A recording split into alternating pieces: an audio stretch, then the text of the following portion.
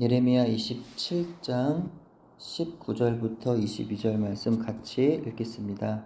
만군의 여호와께서 기둥들과 큰 대야와 받침들과 이 성에 남아있는 기구에 대하여 이같이 말씀하시나니 이것은 바벨론의 왕 느부갓네살이 유다의 왕 여호야김의 아들 여고니아와 유다와 예루살렘 모든 귀인을 예루살렘에서 바벨론으로 사로잡아 옮길 때에 가져가지 아니하였던 것이라. 만군의 여호와 이스라엘 하나님께서 여호와의 성전과 유다의 왕의 궁전과 예루살렘에 남아있는 그 기구에 대하여 이와 같이 말씀하셨느니라. 그것들이 바벨론으로 옮겨지고 내가 이것을 돌보는 날까지 거기에 있을 것이니라. 그 후에 내가 그것을 올려와 이곳의 것들을 되돌려 두리라. 여호와의 말씀이니라. 아멘. 고대 중근동 세계에서 사람들은 그 나라의 수호신이 적군의 수호신에게 패배할 때 전쟁에서도 패한다고 생각하였습니다. 그래서 이스라엘의 전쟁사에 보면 적들이 이스라엘의 신 여호와를 모욕하고 자기들의 신을 높이는 장면들을 어렵지 않게 볼 수 있습니다. 그리고 통상적으로 승전국은 패전국의 신전을 약탈함으로써 자신들의 승리를 온 나라에 알리기도 하였습니다. 그리하여 바벨론의 왕 느부갓네살이 주전 597년에 예루살렘을 침공하였을 때 그 역시도 유다의 왕 여호야김을 사로잡고 하나님의 성전 기구들을 바벨론으로 탈취하여 갔던 것입니다. 근데 본문을 보면 예레미야는 이스라엘과 예루살렘 성전 기구들의 회복에 대한 여호와의 말씀을 전하고 있습니다. 하지만 이는 유다의 거짓 선지자들이 전하는 회복과는 달랐습니다. 유다의 거짓 선지자들은 백성들이 바벨론에서 속히 돌아올 것이다 라고 말하였고, 이후 기록되는 거짓 선지자 하나냐의 경우는 바벨론에서 2년이 안 되어 백성들이 돌아올 것이라고 말하였습니다. 하지만 예레미야는요, 정확한 때에 대해서는 말하고 있지 않습니다. 예레미야에게 하신 하나님의 말씀은 자신이 돌보는 날까지 유다 백성들이 바벨론에 있어야 하는데 그 후에 반드시 그것들을 다시 이곳 예루살렘으로 되돌려 두시겠다는 것이었습니다. 이 부분에서 우리는 예수님과 제자들의 장면이 오버랩됩니다. 십자가에서 죽으시고 부활하신 예수님께서 승천하시기 전 제자들이 예수님께 물었던 것이 있었죠. 그것이 무엇인가요? 바로 주께서 이스라엘 나라를 회복하심이 이때니까 라는 것이었습니다. 구약시대 바벨론의 포로 생활해야 했던 이스라엘 백성들에게 있어서 질문이 이스라엘의 회복의 때에 대한 것이었다고 한다면, 신약시대 와서 로마의 압제 가운데 놓여있던 유대인들의 질문 역시도 이스라엘의 회복의 때에 대한 것이었습니다. 예수님은 제자들에게 이렇게 대답하시죠. 때와 시기는 아버지께서 자기의 권한에 두셨으니 너희가 알 바 아니요 라고 하셨습니다. 다윗과 솔로몬의 왕국을 이루었던 이스라엘이 나라가 남북으로 분열되면서 쇠퇴하였고, 이후 바벨론 포로기를 지나 페르시아, 헬라, 로마에 이르기까지 계속되는 전쟁의 경험과 압제를 받게 되는 상황에서 그들의 질문은요, 언제나 이스라엘의 회복의 때였습니다. 메시아의 도래로 여호와께서 그분의 백성들에게 허락하실 다윗 왕국의 재현을 그들은 꿈꾸었던 것이죠. 하지만 하나님은요, 그때를 가르쳐주지 않으십니다. 반드시 그 회복의 때는 있다고 말씀하세요. 물론 그들이 생각하는 회복과 하나님이 약속한 회복과 같진 않겠지만 이스라엘의 회복의 때가 분명히 있을 것을 하나님이 약속하여 주셨던 것이죠.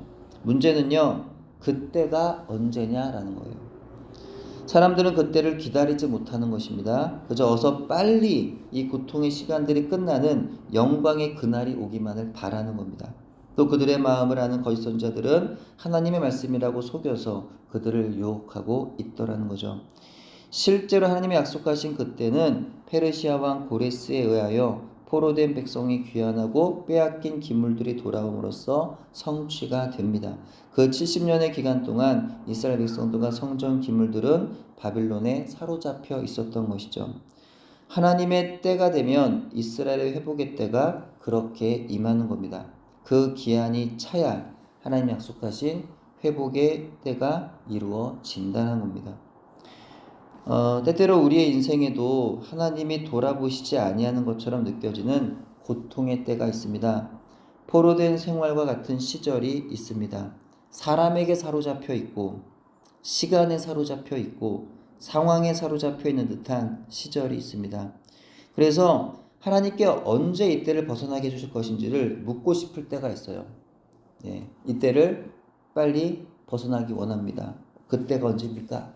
기도하고 싶을 때가 있다는 거죠. 하나님 또한 나를 이대로 영원히 버려두실 것처럼 느껴지는 때도 있습니다. 하지만 하나님은요, 반드시 회복을 주시는 하나님이십니다. 만약 내가 처한 상황이 포로되어 사로잡힌 것과 같은 상황일지라도 하나님은 그 상황마저도 우리에게 필요하기 때문에 허락하신 것이죠. 그러므로 우리는 선하신 하나님의 약속을 믿고 하나님의 회복하심을 신뢰해야 합니다.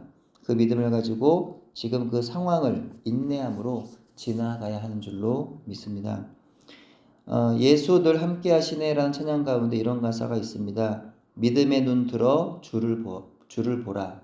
이 또한 지나가리라. 주어진 내 삶의 시간 속에 주의 뜻 알게 하소서.